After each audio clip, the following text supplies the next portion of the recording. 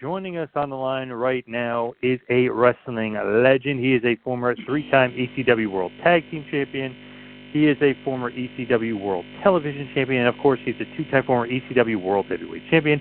He is the death-defying maniac, the Houdini of hardcore, the homicidal, suicidal, genocidal Sabu. Sabu, welcome to the two-man power trip of wrestling. Thank you very much. Good to be here.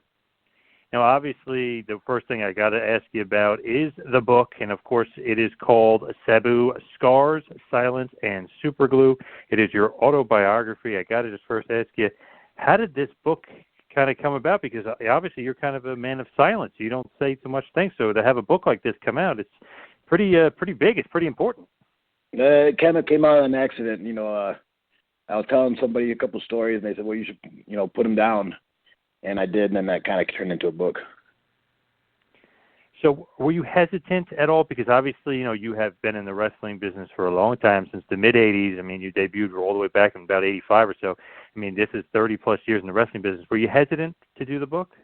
Yeah, because, I'm old school. I don't want to expose the business or expose myself, but I just gave in to it, so fuck it.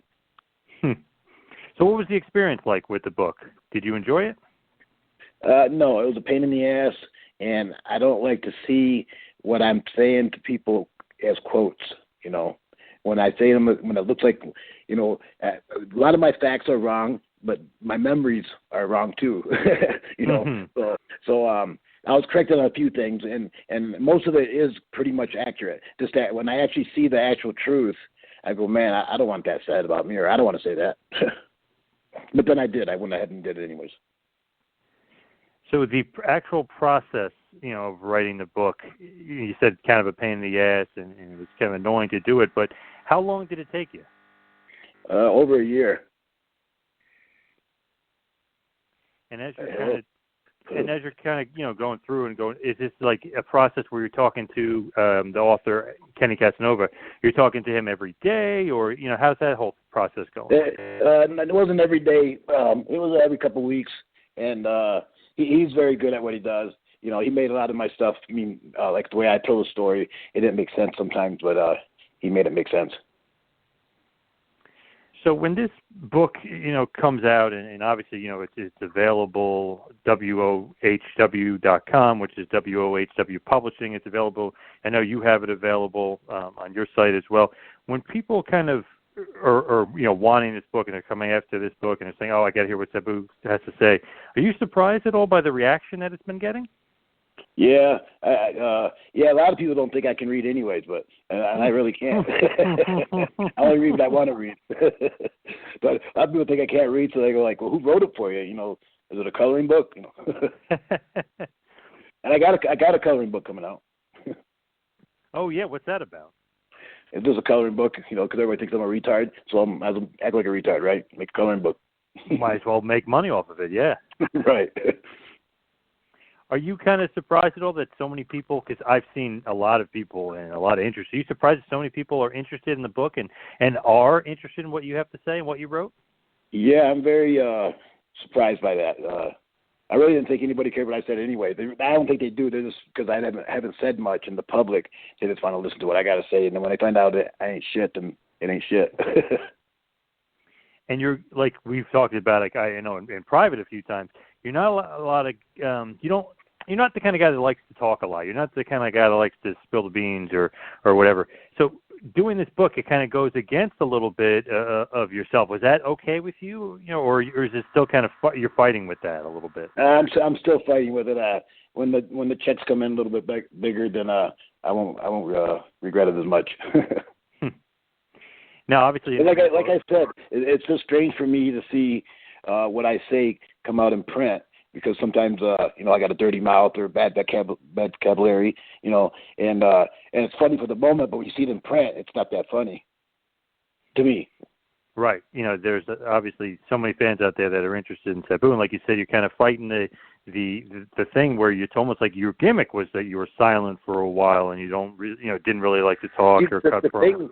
The thing with that was it turned into a gimmick, but it wasn't a gimmick. I didn't talk in public because I'm not comfortable talking in public in crowds and all that. So my uncle, said to try to get away with it the way he did by having a mouthpiece. But when I don't have a mouthpiece, I got to talk, and I just don't like doing it. So I refused to speak in public. And that wasn't because I couldn't speak English or I couldn't talk. I just refused to talk. I don't like talking. Yes, I know. We've talked about that several times. You said, I don't really like to talk. I don't really like to do podcasts, or I don't really like to do interviews. So I thought it was great. It's like, oh, wow, this book is coming out. Maybe we could finally get you on and maybe get you talking a little bit, right? Right on. Now, you mentioned, obviously, your uncle, the legendary Ed Farhat, the Sheik, the original Sheik, the legend of professional wrestling. Was he always kind of, a mentor to you, a guy that you were like, man, I want to follow in his footsteps? Well, yeah, of course. He was the top of the world, and he wasn't a big man, and I don't know how to explain it. Yeah, of course I wanted to be like him. Of course. And you said he wasn't a big man, but yet he had the reputation almost like a big man, almost like an Andre the Giant, where you're scared of the guy, and you're just afraid of him when you look at him. He said to me before, he goes, Andre the Giant is 6 foot, is 7 foot tall, and this nail in my hand makes me 7 foot tall. He was a scary dude for sure. Yeah, when I watched him wrestle when I was younger, I didn't think he was cheating. I just thought he was surviving. He's wrestling these giant guys in the way you can wrestle giant guys by stabbing them or something. Yeah. Mm-hmm. Were you ever, appalled or shocked by seeing some of the blood, or is that something that got you even more into it? What got me more into it, but at first I was shocked when I was a little kid, 3-4 years old. I was very shocked. But then when I got around 10 or 11, I said, wow, that's sweet. It meant the guys are trying hard. So when you broke in and you're getting into the business, he's the one that primarily trained you and got you ready for wrestling and basically taught you all the basics? Yes. Well, I did 5 years of amateur wrestling, and that was to prepare me for what he had next. And then he trained me from day one, He didn't train me in amateur wrestling. I learned that in school. But when I came up to him to wrestle, every day was with him. How does that go about? Because obviously with him, he had his certain style. Is he treating you like a normal student? Yeah, so check it out. It's like this. He had his style after he learned how to wrestle. He didn't have his style before he learned how to wrestle. So he taught me the way he was taught. To learn how to wrestle first, and then you develop into a character or gimmick as time goes on. You can't blueprint it on day one, because the way you feel on day one is not the way you're going to feel 2 years later when you're a different body type or taller, different color or whatever, So, I forgot what I was saying. About his style, him training you in his style. But he wasn't the Sheik from day one. He was a regular first match wrestler for a couple of years, and then when he became the Sheik of Araby, then he took on the Sheik persona, like a king, And then each year it progressed differently. And same with me. Like when I first started wrestling, I was Terry SR, and I don't know what the SR stood for. My uncle named me that, but I just took it and didn't ask questions. But for the first 5 years, I was the first match guy. Didn't leave the ring. Didn't do nothing off the ropes. Drop kick if I was lucky. Backdrop if I was even luckier. But it was all mat wrestling and boring stuff that you have to learn as a green young wrestler. If you don't know that stuff, you cannot be a main eventer. You're definitely right on that. And then, like you said, like as you kind of move along and you develop yourself, then you develop your style and your moveset and everything. For lack of a better word, you got to find yourself. You find out who you are, and you move into that comfortable character or gimmick, And how did you find yourself? After about 7 years, when I went to Japan, it was 2 years after I became Sabu. My uncle, we went to Japan, and I was wrestling like everybody else was, headlock, takedowns, all that normal stuff, nothing too crazy off the ropes. Then in Japan, he goes, now I want you to wrestle like you think I'm not watching. So because when he wasn't watching, I would do my crazy stuff in the backyard to like a mattress or something. And he was watching me, but I didn't know he was watching me. I didn't know he knew about it. But now he said, now do that stuff when you think I'm not watching. And that's what got me over. I did the stuff that came natural, not stuff that was taught to me, stuff that was like instinct. And where does that come from? I mean, because your moveset was so different for that time period, and it just kind of was so original and so unique and so cool. Well, like I said, but when he wasn't watching, I wasn't Terry SR, the first match wrestler. I was a mystery guy who did whatever he felt like doing, even if I killed myself. So when he said, "Do what I do," when he's not watching, I knew what he meant. He meant to be myself. Don't follow the rules no more. Make my own rules. And boy, did you, because that moveset is so But unique the thing was, so different. For the first 7 years, I did follow the rules. I didn't break none of the regular wrestling, traditions, didn't break teeth on purpose and stuff like that. Right, you learned your craft first, and then you kind of adapted the style as you got more comfortable, and you found it. Yeah, and then things came out naturally without even thinking about it. They just happened, Now, that is such a different style. I mean, the high flying with the risks and obviously using the ropes and the tables and chairs and stuff like that. Where does that come from? Is that you literally just natural instinct? You're just kind of creating this thing on the fly? No, I used to watch, Tiger Mask and Mil Mascaras and some of the Mexicans, and they would do it all the time. So I made it. They did it so smooth it looked like they were dancing. So I said if that was rougher, it would look like an impact. So I try to make it look rougher instead of a dance. So cool. I mean, when you first kind of, became big in the States and obviously with ECW and even FNW over in Japan, when you really started kind of really start to become big, you were so unique and so different. Everyone was saying, man, this guy is the best worker in the world. The stuff that he's doing is light years ahead of everybody else. Did you feel that you were light years ahead of everybody else? No. I just thought it was tough for me to get my stuff over without anybody knowing about it. But after they wrestled me once, pretty much everybody gave in. They were easy. It wasn't like people were resisting anymore.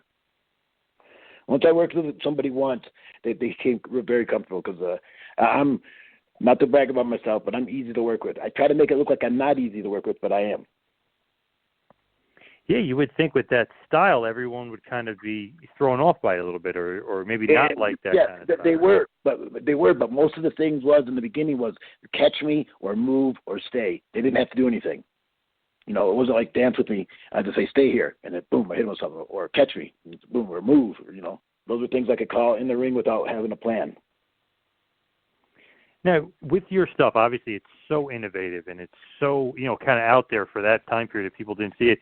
Was most of that called in the ring, or is that just the way you guys did it back then? No, that's the way we did it back then. A lot of times we weren't even able to talk to each other before the match. So if you didn't know how to basically wrestle, basic wrestling, that you weren't very good, you weren't going to have a good match. Even if it was, a match where basic wrestling didn't even come in, But you got to have that instinct and that knowledge of basic wrestling knowledge, and then you could have a good match with almost anybody without talking to them.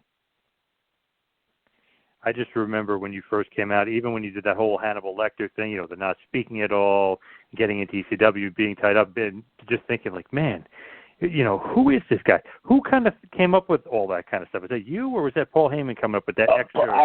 I have to give the credit to Paul Heyman on that one, on the Hannibal Lecter thing. That was my idea. I hated it because it was too much work. Because when I was struggling in the chains before I got to the ring, I was already out of breath. I couldn't breathe no more. So when I got into the match, I was already tired when the match started. but yeah, that was a good gimmick to get me over. But that was Paul's idea. Now, when he kind of says stuff to you, is that you guys working together to come up with that stuff, or is he giving you stuff and you just work with it? No, we're working together. He didn't give me shit. Know what he said one time? He goes, I got to talk to you before your match. So I'm getting ready to go out now. He goes, okay, listen to me very carefully. I go, what? He goes, do something amazing. And I went, okay. Like, what do you mean do something amazing? That was the only advice he ever gave me for a match, was do something amazing. Any other time, he knew I handled it. He never said, do this spot, do that spot. Nothing, never did that. Only key points in the match if somebody had to do a run-in or something. Everything else was all us. He let us be artistic. Is that pressure at all that he's kind of saying, hey, just do something amazing out there? No, because I knew what he meant. He meant to do like you do every night. Don't slow down. You definitely didn't slow down. Was that ever something that your uncle ever said to you, or Paul Heyman, like maybe slow down a little bit, or did they love that style? Well, my uncle said, once you broke that table, you put your foot in the grave. I go, what do you mean? He goes, you're going to break those tables till you die. And then he's right. I've been breaking my tables ever since. So that was kind of a curse, sort of. Yeah. Oh, my God, yeah. Causing a lot of injuries. But that's a curse I accept. I don't mind it. It's not a curse to me. It's painful, but it's not a curse. A curse would be making me talk. I feel like those tables are, while they are a curse and they're definitely painful, it is something that's definitely synonymous. The chairs and the table is definitely something synonymous with you and your career. That's for sure. You know, one of the high points of my life was when I can't remember exactly how many years, 10 or 15 years ago, Vince and the whole company was motherfucking me for breaking tables, said I was killing the business. There's no way a table could be interjected into a wrestling match and still be wrestling. And then about 5 years after that, I seen him and his son walk into the ring carrying a table in a table match against the Dudleys. Now, how fucking dumb is that, a table match? I used a table during the match. Table matches came later. But for them just to have a table match, they missed the whole idea of me using a table. I used a table to help me win a match, not to have a table match. Exactly. That is funny, and that is pretty ironic that they did that. Yeah, I mean, they both carried the ring. They look like the bushwhackers with their arms over their head. The bushwhackers carried the table to the ring. Yeah. And I think when they carried that table to the ring, they didn't realize it was going to be so heavy.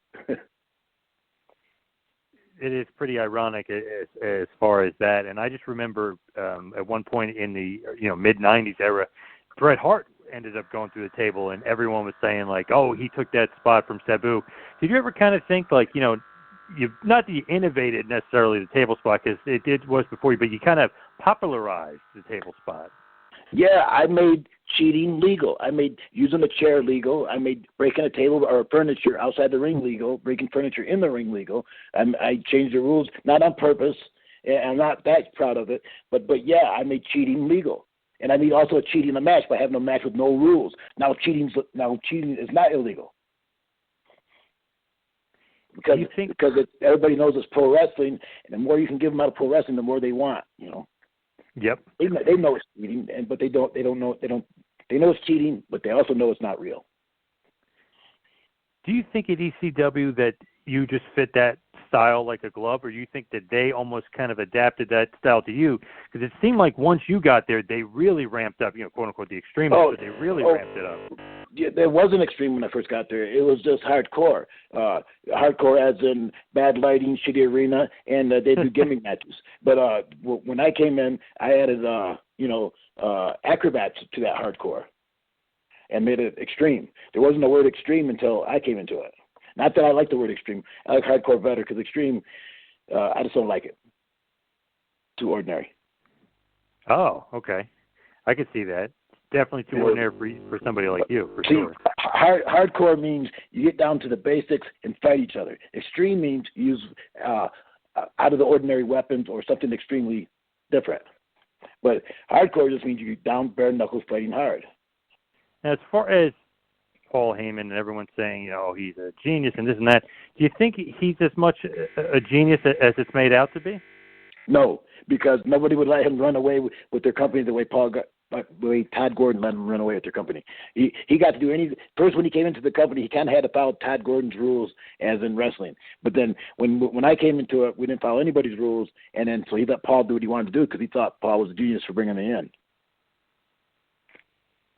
But nobody would have given him that credit if it wasn't for me and him hooking up and people seeing what he was really in his mind. I feel like so many people say, creative genius, this and that, but he did have, like you said, he did have free reign by Todd Gordon, but he also did have quite the talent roster of guys. Obviously yourself, Taz, Shane Douglas, Terry Funk. I mean, it's a pretty damn good list of talent that he had in ECW. Yeah, that was like we were lucky to be in the right area all together at the same time. We were lucky. When you beat Terry Funk and you become the ECW champion, and basically, he's a huge star, he's a huge name, obviously. But does that mean anything to you that you're the champion? They're kind of putting the company on your shoulder, or is that just more to the fans that they see that you're the world champion? Honestly, it's more the fan thing. Like those belts really mean nothing to me. Like they go, how did it feel to be NWA champion? It felt like nothing. They didn't pay me no more money. I didn't eat. I didn't eat better. I didn't fly first class. But the belts really mean nothing to the wrestlers unless they're delusional. Some wrestlers, they live by their belts or their titles, and they're delusional if they live by it. The only one that should live by their title is Kurt Angle as Olympic champion. That they can never say was a work. Right. Because when you win a belt, that's somebody's decision, not somebody's talent. Somebody says, I want this guy to be champion because he can draw money for me. Nobody says to the like Ed the Strangler Lewis, he was the greatest wrestler ever, but he made wrestling to work because nobody could beat him. So him being champion meant nothing no more. What meant something was making money. Championships don't mean shit. Especially now that you can order them online for $135 and they're better than the ones we wear. Yeah, you're right. Now, before when my uncle had a belt, I was like, wow, he's got a belt. I want to look at it from 10 feet away. I don't even want to get close to it. Now, everybody has their own belt. Yeah, which is crazy. You can just order them online for, Yeah, God knows. and they're damn good belts. Like you said, probably same quality belts too, yeah. Yeah, just about. But see, so it's not what the title is made out of. It's what it represents. So if I was to be NWA champion back when Ric Flair was NWA champion, yes, that would mean something. But I was NWA champion after NWA died, and I was wrestling in front of 35 people. So that title meant nothing to me. ECW title didn't mean much to me either, other than it was a historic match against Terry Funk. That meant more than winning the belt. When people said that I won the belt that day, I didn't even remember that. All I remember was wrestling Terry Funk in a barbed wire match and sort of feeling like we made history. Yes. Yep. And you and Terry Funk, man, the chemistry you guys had and the history you made, not only that, but then the Born to be Wired match where, you talk about getting hardcore, extreme, whatever. I mean, you guys took it to another level with that barbed wire match. Right, I agree. I enjoy wrestling him, and I owe him a debt for the rest of my life for what he's done for me. Was it easy working with him, or is he like you, where you think that he's on TV or as a fan level, you think he's hard to work with? No, he's great.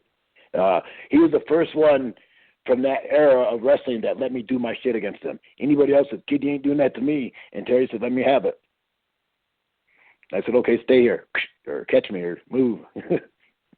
Then he started doing them. Yeah. You think by him doing that kind of opened the door for everyone else to say, well, Terry Funk, wrestling legend, is allowing that. Maybe we should allow that. I hate to say this, and I hope he never hears this, but when he did a moonsault at 50 years old, that killed it for everybody else. Because then Van Vader did it, and then this guy did it, and the moonsaults became like headlocks. Terry Funk can do it, I can do it. And they were right. It's almost like the super kick today. Everyone does the super kick. Yeah. Super kick makes me throw up when I see it. When I see it, I throw up. I do also want to mention not only another great feud of yours as far as Terry Funk, but I want to mention Taz as well, because that just seemed like, obviously, it was a feud. You guys didn't touch each other for a long period of time. The barely legal match. You guys were former tag champs together a few years before that, prior. But that feud just seemed so important and so epic. And the fact you guys didn't touch. You guys always just had great chemistry, and the great writing kind of mixed in. Was that just the perfect scenario for you two?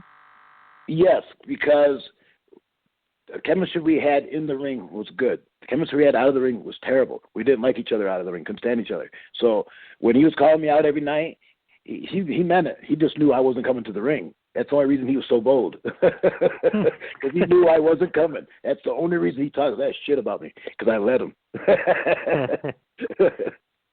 But I like the guy now. We're good friends now. What was it then? It was just clash of personalities. You guys just didn't get along outside the ring. I don't know. It was, he was saying, "This is how you do things." And I go, "Okay, that's how you do things." And then he goes, "No, that's how we do things." I said, "No, that's how you do things." He wanted me to do things the way he did. Wear the same shoes, the same costume, same outfits outside not the outfits, but like leather jackets and stuff like that. He wanted me to dress like him and act like him, and I go, "But who the fuck wants to look and dress and act like you? Who the fuck wants to be you?" Right, yeah. I mean, that's his gimmick, yeah. Yeah, but he was the Tasmaniac at the time, so he's trying to get me to change into like a Tasmaniac type guy, and I wouldn't do it. I didn't even put him over, like say, "Yeah, I'll do it." I didn't even do that. I said no. But anyways, there's a lot more to it than that story. But we just didn't get along outside the ring. We didn't travel together. We traveled for a couple of months together in the beginning, but that was it. The last 30 years, I've only been 2 or 3 weeks of traveling. But we never hung out together after the matches. He wasn't my type of guy to hang out with, and I'm definitely not his type of guy. It is interesting, and I always find that interesting with wrestlers that they don't get along outside the ring, but when they get inside the ring together, they have great chemistry. To me, it's always like, wow, I can't believe that they can have good matches together. Well, that's called being a professional. It's by putting your differences aside and giving your best, under any circumstances, even if you don't like this prick. And what about Rob Van Dam? Obviously, a friend of yours. You teamed together. Obviously he trained with your uncle as well, and you guys had a feud together. What about RVD? What you guys and your chemistry? How was that kind of able to mesh so well together? That was different. I don't know. We got along in the ring and out of the ring. We didn't step on each other's toes. I don't know how to describe it. He doesn't act like I act. He doesn't do what I do. Outside the ring, we don't do it. Like his music is totally different than mine. His entertainment out of the ring is different than mine.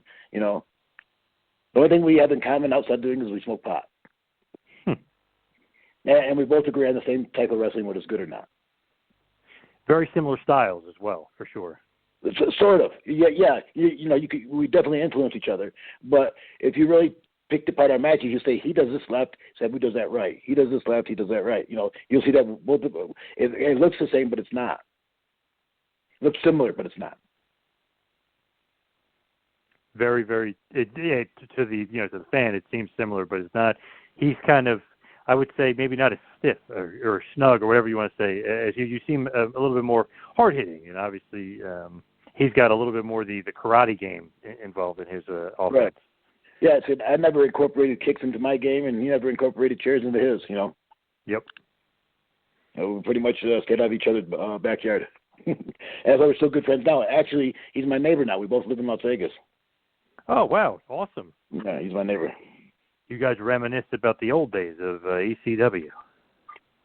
Not too much, but yeah, sometimes.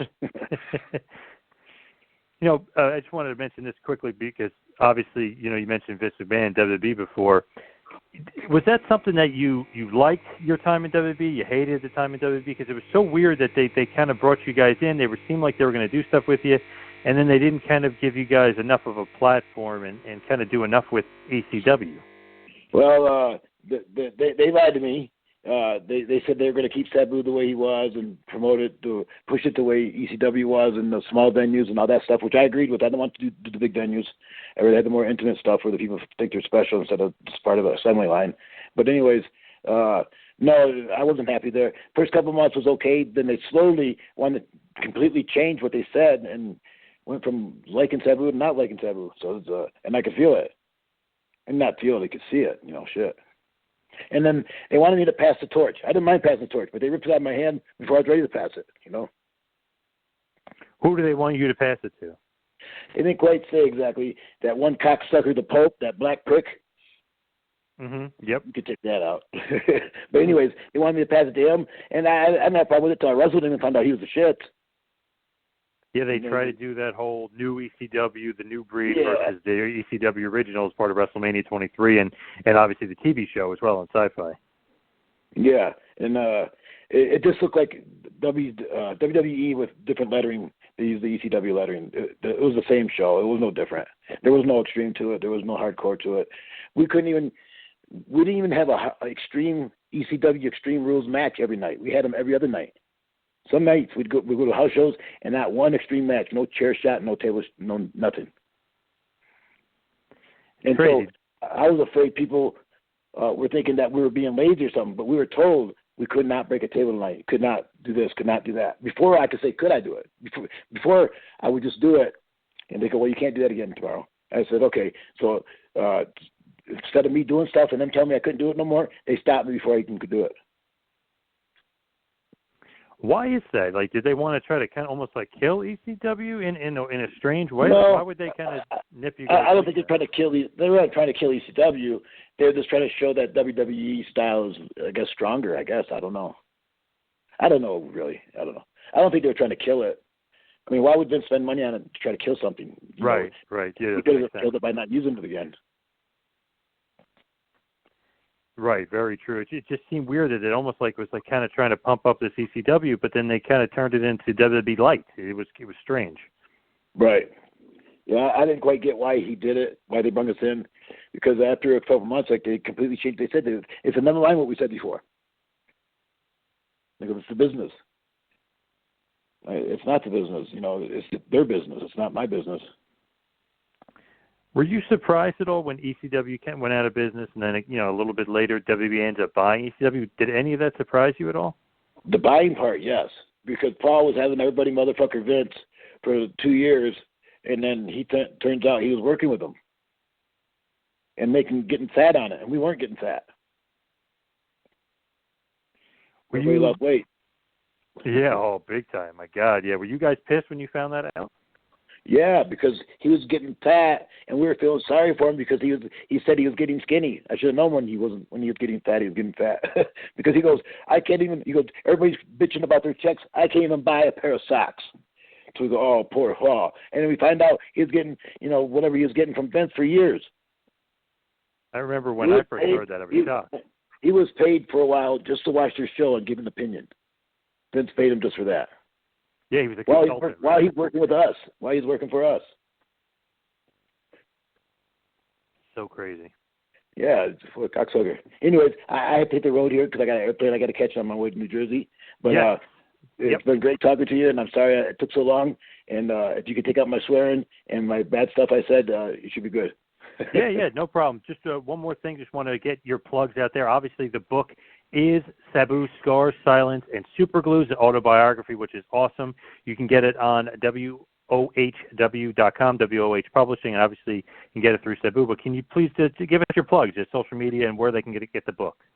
You can get the book, if you can read, at whatever you just said.com or Sabu3 Twitter. Or Melissa Coates, Facebook. All right, awesome. And, of course, one last time, that's Sabu, Scars, Silence, and Superglue.